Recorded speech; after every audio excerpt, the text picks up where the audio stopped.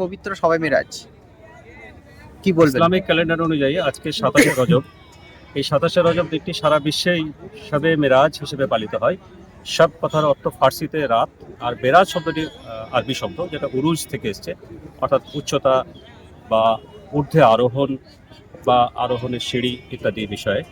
তো মেরাজ শব্দটি না থাকলেও হাদিস শরীফে মেরাজ শব্দটি এসছে, কোরআন শরীফে অন্য শব্দ ব্যবহার হয়েছে, লাইলাতুল মেরাজ।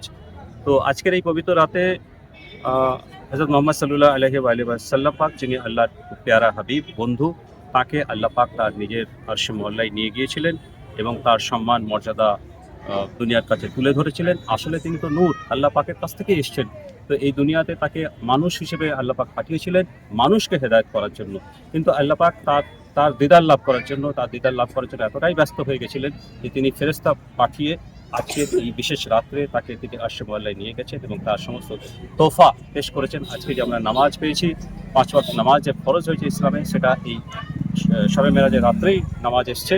তো আমরা আজ এখানে উপস্থিত হয়েছি এই বিশেষ রাতটিকে পালন করার জন্য। তারই আওলাদ পাকের যে প্রতিষ্ঠিত মসজিদুল গৌসুল আজম পাক, যেটা প্রতিষ্ঠিত মাড়গাম খানকাহে কাদিরা। এই মাড়গাম আপনারা জানেন যে বীরভূমের এটি সর্ববৃহৎ গ্রাম, পশ্চিমবঙ্গ তথা অবিভক্ত বাংলার এটা সর্ববৃহৎ গ্রাম। সেই বিখ্যাত মাড়গামে এই খানকা শরীফ নির্মিত হয়েছিল 2001 সালে। তৎকালীন বড় হুজুর পাক হযরত সৈয়দ রশিদ আলী আল কাদরি আল হাসানি আল হুসাইনি আল বাগদাদি আলাইহিসসালাম পাকের আমলে এই খানকা শরীফের শুভ উদ্বোধন হয়েছিল এবং 2015 সালে 4ই আগস্ট এই মসজিদুল গৌসুল আজম পাকের ভিত্তিপ্রস্তর স্থাপন করেছিলেন সেই বড় হুজুর পাকই।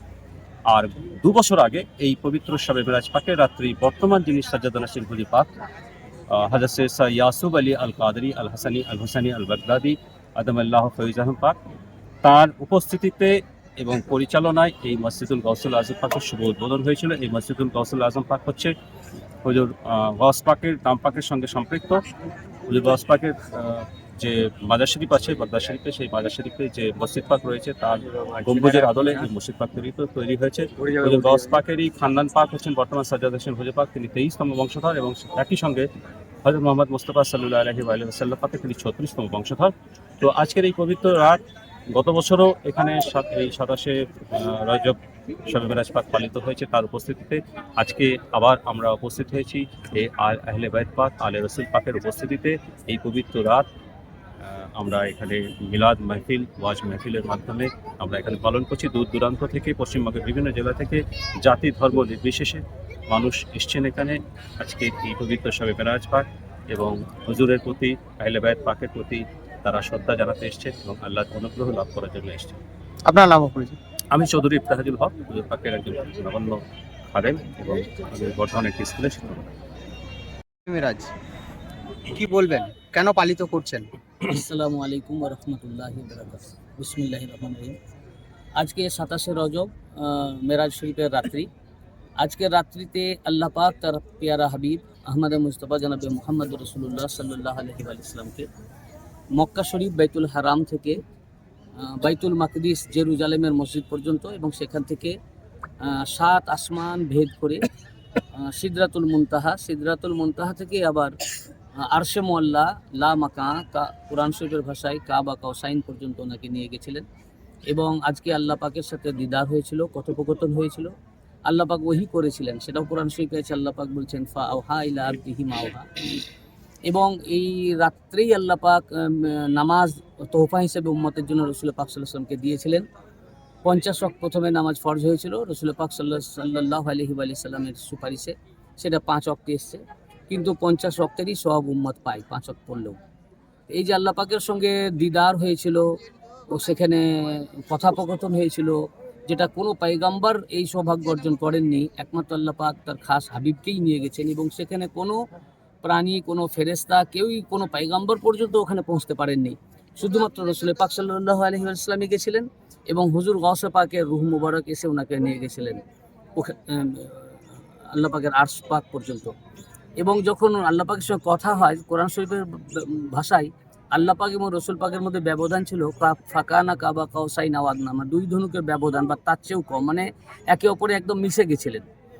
তো এই মেরাজ শরীফটা এই জন্য আমাদের কাছে খুবই গুরুত্বপূর্ণ, যে যিনি ইসলাম নিয়ে এসেছিলেন, যে আল্লাহ পাকের কাছ থেকে উনি দিন নিয়ে এসেছেন, সেই রসুল পাক সাল্লাল্লাহু আলাইহি ওয়াসাল্লামের আল্লাহর সঙ্গে মিলন হয়েছিল এবং দিদার হয়েছিল এবং সেখান থেকে আবার এসেছেন।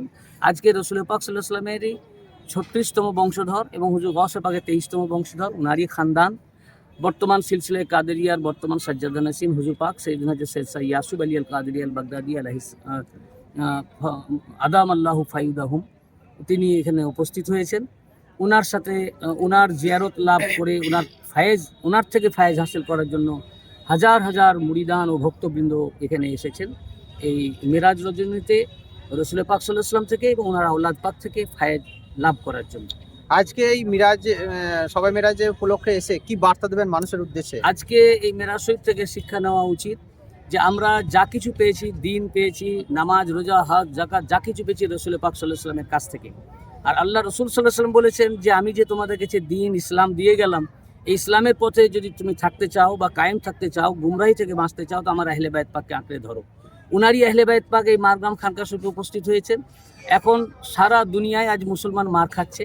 মুসলমানদের নাজাতের একটাই রাস্তা, যেটা রসুল পাক বলেছেন যে আমি তোমাদের মধ্যে দুইটি গুরুত্বপূর্ণ জিনিস ছেড়ে গেলাম, এক কোরআন আর আমার আহলে বাইত। এই দুটিকে যদি আঁকড়ে ধরো কখনো পথভ্রষ্ট হবে না। লান তাদিল্লু, তিরমিজি শরীফের 2য় খণ্ডে 219 পৃষ্ঠায় হাদিস শরীফটি এসছে।